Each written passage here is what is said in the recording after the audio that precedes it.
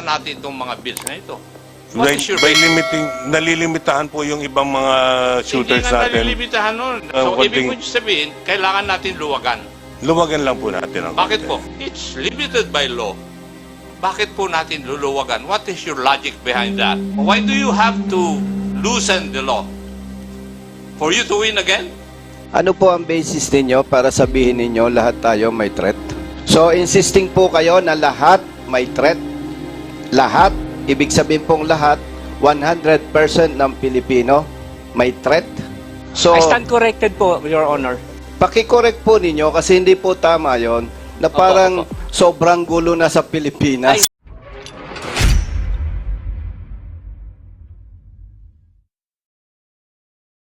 So, Mr. Efren Reyes, kasamahan ko sa pelikula. Ilan na ba napatay mo sa pelikula using licensed Ilang beses firearms? na akong pinatay. Good morning, Mr. Chairman and Your You are Honor. now recognized, Mr. Efren Reyes Jr. Go ahead. Thank you po. As a representative of Philippine Shooters and Match Officers Confederation headed by former TESDA Secretary Suharto Mangudadatu, former congressman too, I'm being the Vice President External of PSMOC. The position right now is I agree with mostly of all their resentments and with regards to the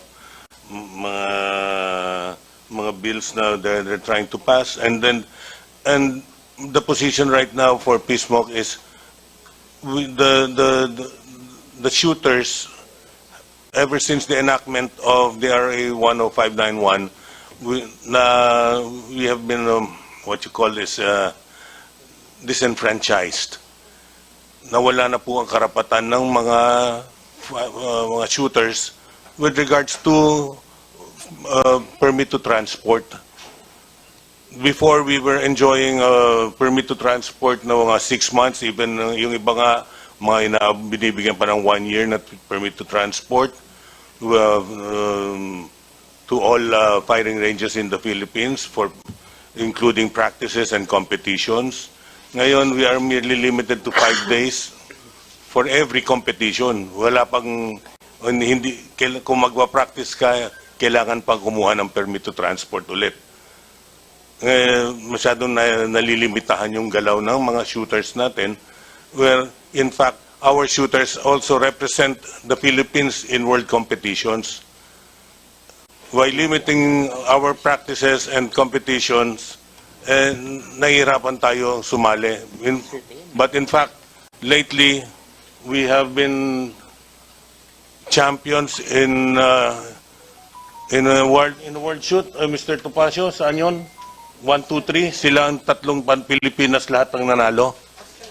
Australasia ba? We are one of the best shooters in the world. If we restrict our shooters, baka bumaba tayo sa standing natin. Yun lang po ang request ng PSMOC for this time. Mr. Reyes, I would like to disagree with you. Wala pa naman itong mga batas na ito nung nanalo ng 1, 2, 3, di po ba? Ito Wala na pa po. naman eh. It's the present law kung bakit nanalo yung ating mga competitors na sinasabi mo. Why would you say na hindi naman nanalo kung ipapasa natin itong mga bills na ito? What is your By basis? limiting, nalilimitahan po yung ibang mga shooters Hindi nga natin. nalilimitahan nun. Nanalo na nga sila eh. Ikaw na mismo ang nagsabi eh. Opo, yung iba po, meron So, ibig mo konting... sabihin, kailangan natin luwagan. Luwagan lang po natin ang Bakit konti. po? Ha? Dahil nalilimitahan po yung mga competitors Hindi, natin. it's limited by law. Bakit po natin luluwagan? What is your logic behind that? Logic Kasi being... I cannot concur with your statement as a lawmaker. Because I cannot. yung iba po, binibigyan lang po ng permit to carry na with 500 rounds. Nanalo na nga sila with that eh. Yes, sir. Why do you have to loosen the law? For you to win again? Or to maintain? Maintain lang po Yan. natin. Siguro yan. That's why I do not Ilagay lang agree po with your natin. point, Mr. Reyes. Kasi nga po, yung mga nakaraang mga chief PNP po, I'm not mentioning na, and napunta po sa Chief PNP ang pagbibigay ng permit to carry sa mga sport shooters wherein we do not carry, we merely transport the firearms. Hindi. Ang point ko, Mr. Reyes, with the Opo. present law, nanalo na kayo ng 1, 2, 3. Yun ang sabi mo eh. Opo. Oh, tapos ngayon, luluwagan para magkaroon kayo ng 5,000 na ammunition for one.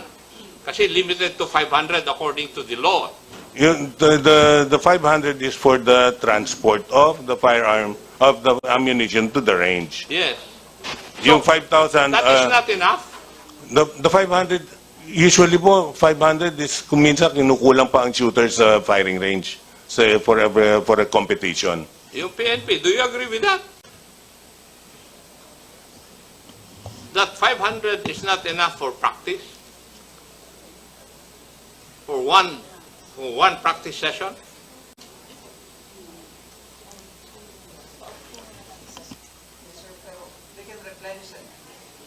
Under the law, they can replenish? Oh, what's the problem? Opo. Wala palang problema eh.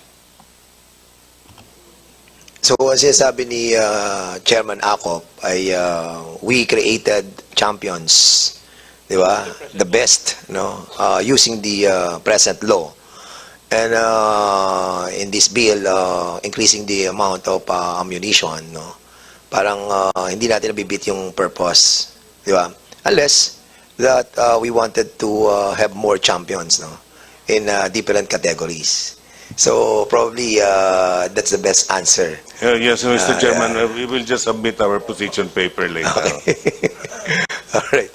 Kasi yun lang yung narrative po ni Chairman Acop that since we have already approved yung law and we created champions at mga magagaling sa buong mundo, palagay ko ay marami pa na maghahangad kung mas marami yung nagagamit nating mga ammunition during practices ng mga associations. Anyway, siguro, Chairman Acop, we will be discussing that thoroughly on the technical working group. Talagang medyo masalimuot tong isyong to. So, we will be proceeding to the next,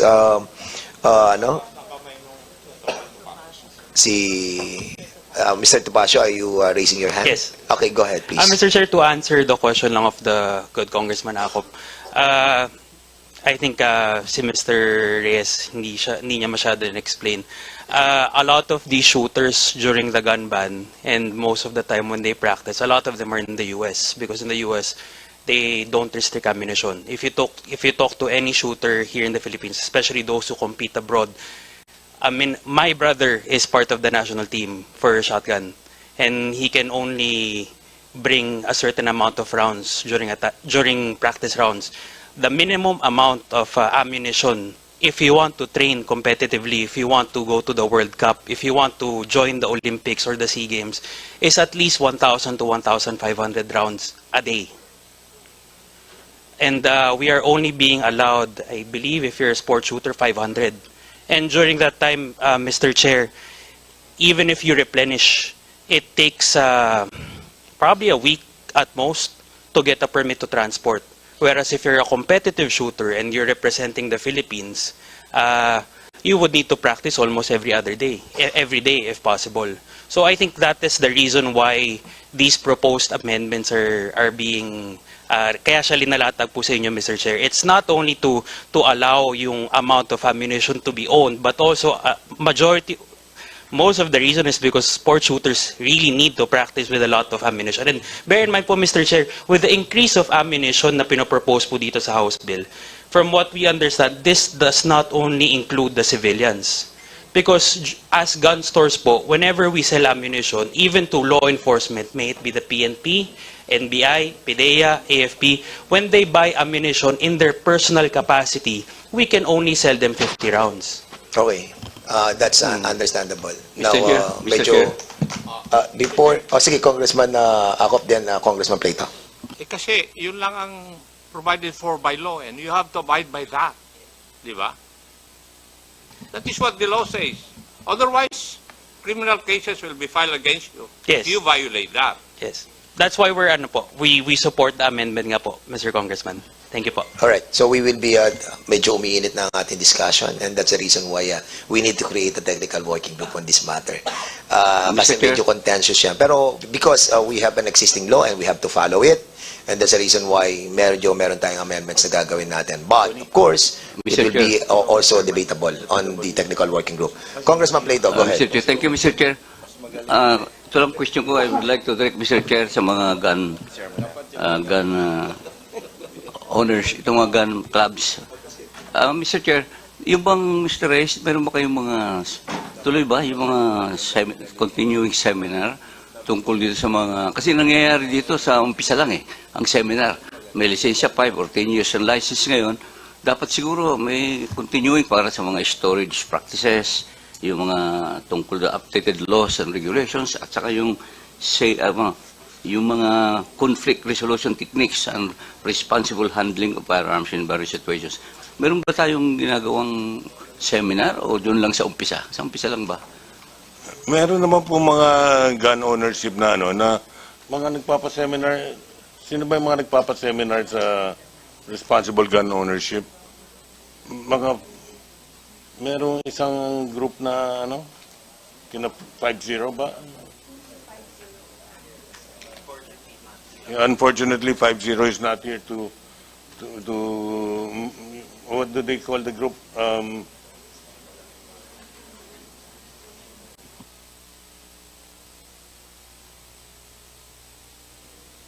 Mr. Chair, may I? Ma'am, you are now recognized, please.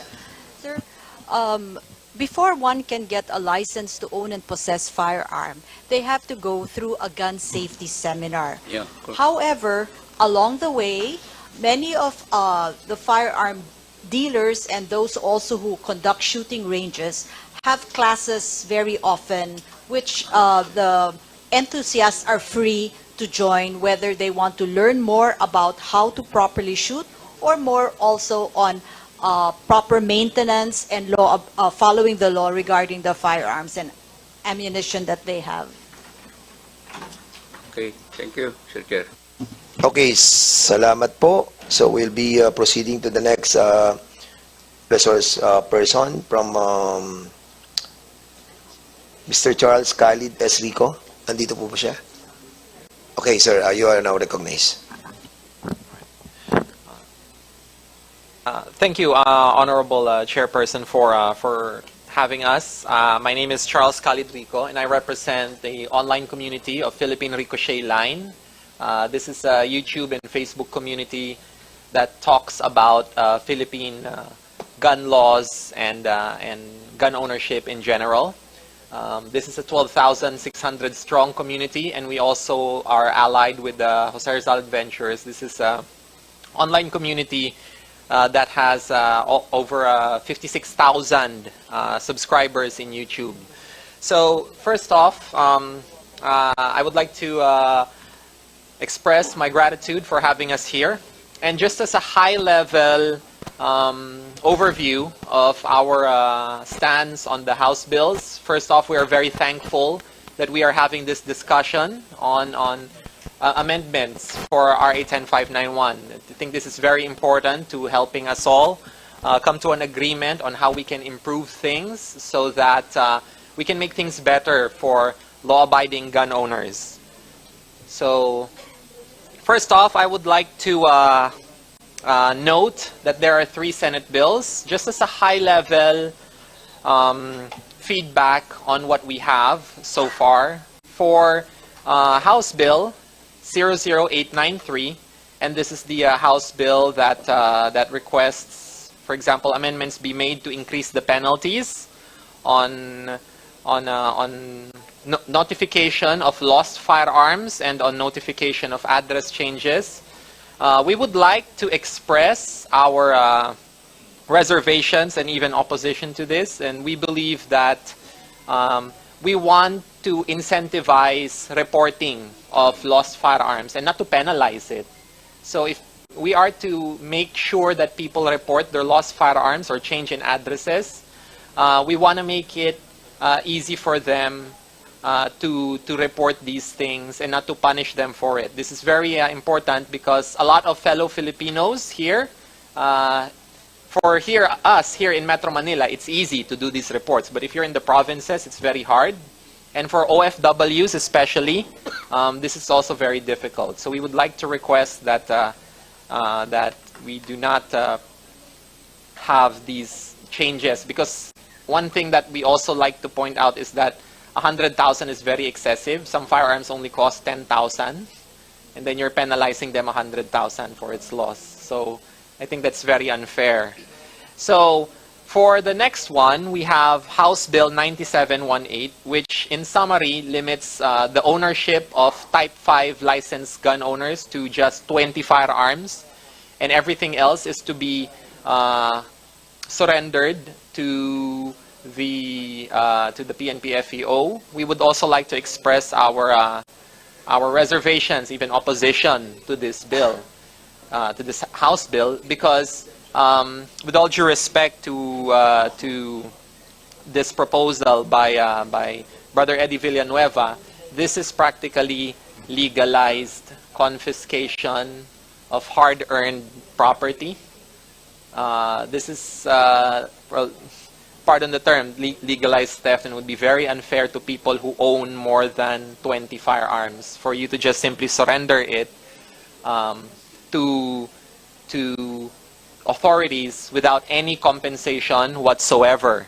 I think that if we are to ever require something like that, there should be compensation at the very least, but even so, if that is the case, where are we going to get the budget for it?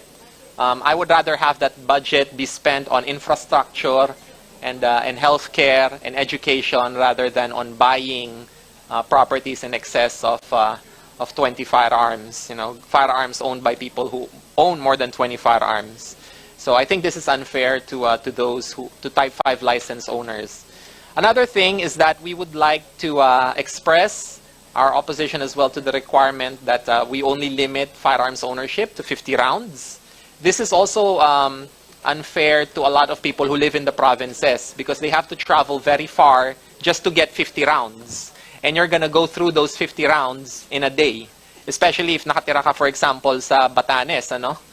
If you live in the faraway islands, you're going to spend a lot of time and money just getting 50 rounds, and then you're going to spend that very quickly, and you have to come back again and have to get the requisite paperwork for that, which is the PTTFA for each purchase of firearm, which is a big hassle to gun owners.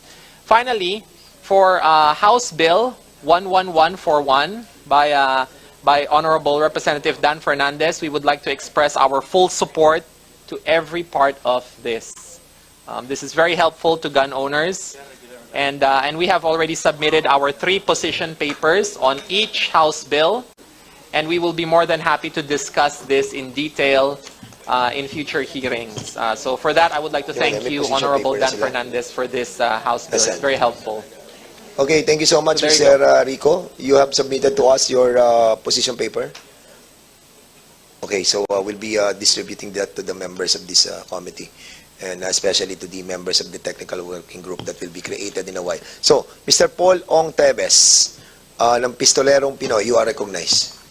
Magandang umaga po, Mr. Chair, Honorable Congressmen, mga panauhin at mga resource persons.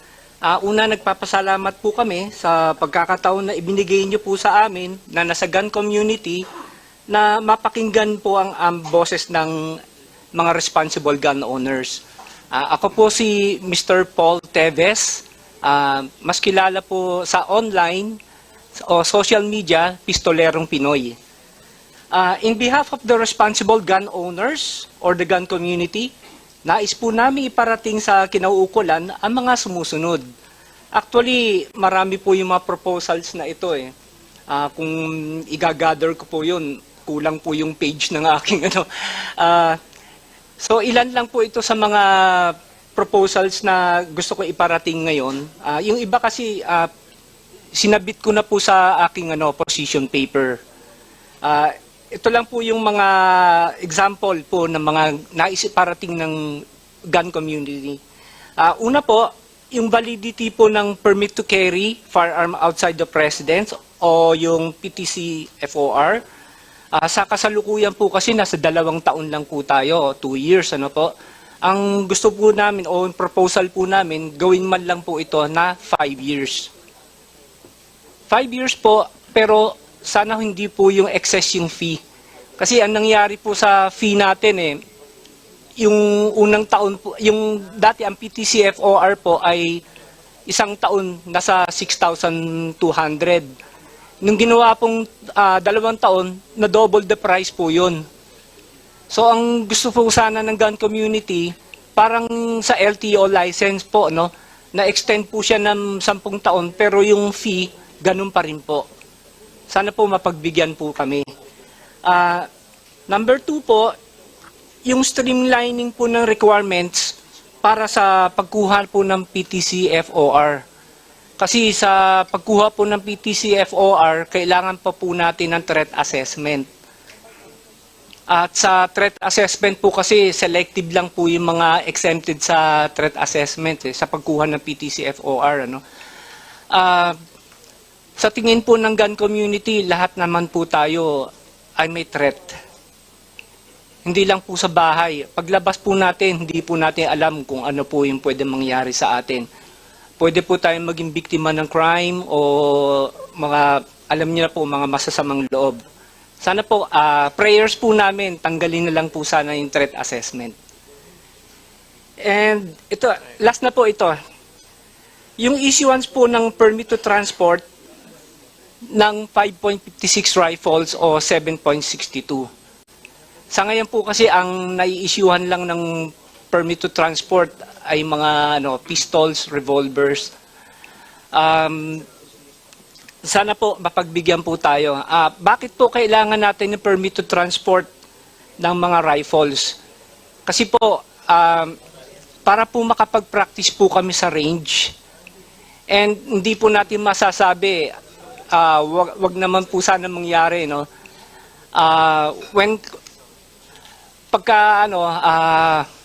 Magkagulo po rito, kami pong mga legal gun owners ay pwede pong maging force multipliers. Kaya po, paano po kami magiging force multipliers kung yung mga rifles po namin ay nakatambay lang po sa bahay o nagiging paperweight lang po, nakadisplay lang po nasa gun cabinet. Sana po mga sir, bigyan po ninyo kaming ng pagkakataon na mailabas po namin ang aming mga rifles upang makapag-practice po kami.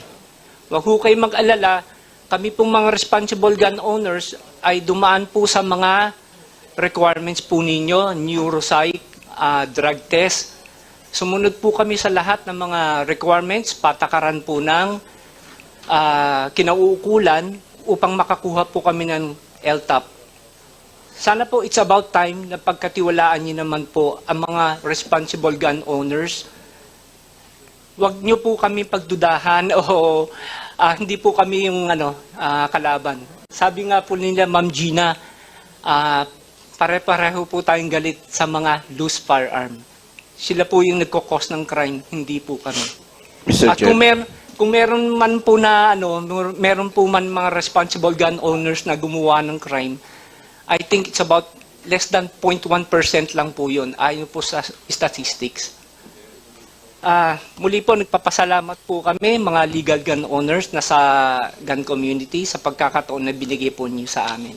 Mr. Chair. Okay, Congressman, are you done with your, are you done, Apo. Sige, Congressman Busita, please. Mr. Chair, gusto ko lang i-clarify kay Mr. Ong Tebes. Ano po ang basis ninyo para sabihin ninyo lahat tayo may threat?